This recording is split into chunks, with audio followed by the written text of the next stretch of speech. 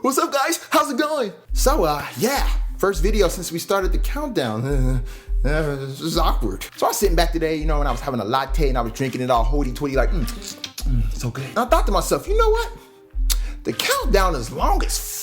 Not everybody has the time to sit back or listen to a 2 to 3 hour live stream, and we have such good discussions. I wanted to give all you guys a chance to weigh in on some of these things. So in the last episode, we talked about digital games and how they're going to be taking over the future. My stance on that is that digital games are going to be the shit, and the PlayStation 4/Xbox One generation will be the last generation where physical copies have any relevance, and that people need to get used to that and get ready for it or get left behind in the dust. Now, a lot of people weren't trying to hear that, and when I said it, they were like, hey, bruh, I ain't like your opinion right now, bruh. You know better than that, bruh. Hey, yo, relax, bitch. Relax. I don't want digital games. That mess scares the shit out of me. But you know what? Sometimes you have to be honest and you have to be real. And this is just one of those times where I'm being honest with myself and honest with the way things are going.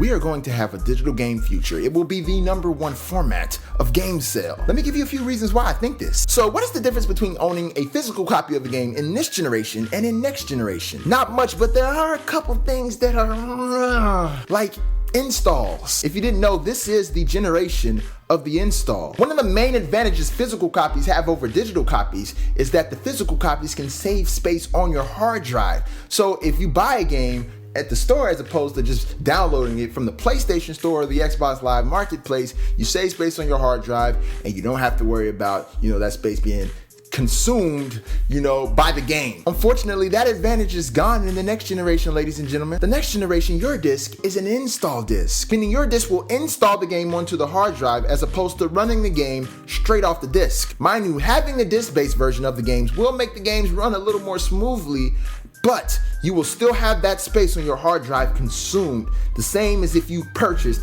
a digital copy. So a lot of you guys are probably like, oh, okay, it's an install disc. So what? I can install the game on my hard drive and I don't need it anymore. At least I'll still have it. Oh, no.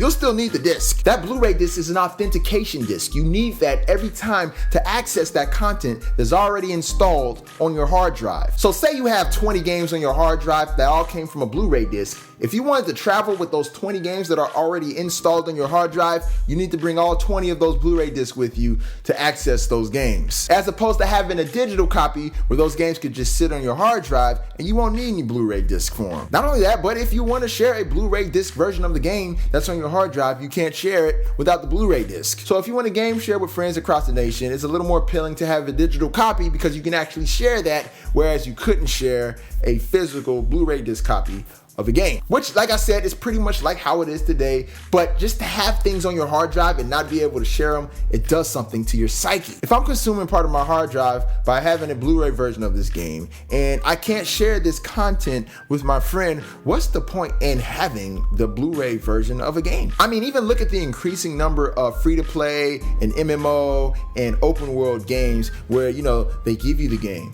They let you download the game and then they make you buy components of the game, little by little, how you want to do it. People are becoming a lot more comfortable with digital games. We're already paying for these online subscriptions for like PlayStation Plus and Xbox Live. And let me even touch on PlayStation Plus a little more. Because PlayStation Plus, this is an elaborate, very smart, ingenious plan by Sony. You gotta really wonder, why is Sony licensing these games and giving them out to gamers for free? Like, what is the true initiative behind them doing this? Because we know Sony's in this for the business. They're not pulling a Valve and saying, we're not doing exclusive games, we're gonna make multi-platform games. No, they're not Valve, they're in here to win it. I think PlayStation Plus is, just kind of Sony's way of getting everybody really comfortable. Here we are receiving all this free digital content and we're getting used to, how digital games work and the convenience of having a cloud and having cloud saves and having your things stored on the internet. We get these things and we get a hint of how convenient it is, and it makes us start to trust digital. And slowly but surely,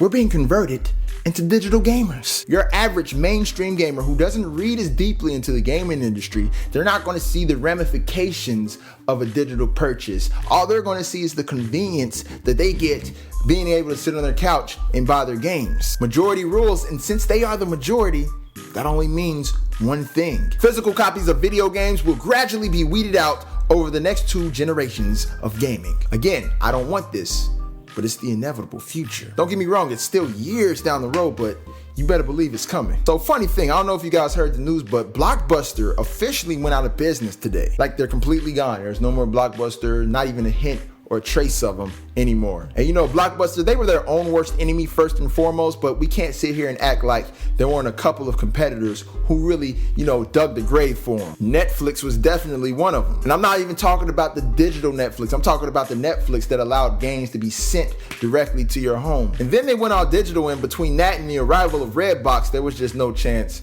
for Blockbuster after that. They were pretty much goners after that. But we can't sit here and turn a blind eye to the fact that Netflix has things on Smash, and it's not just them. Look at Hulu Plus, look at Crunchyroll, you know, look at these other video services that have just kind of come and really stolen that market. It's all digital, all of it. I don't know about you guys, but I'm going to continue to buy my games physical because I don't want to lose that sense of ownership that you have. I don't want to miss smelling the inside of a Blu-ray case when it's brand new.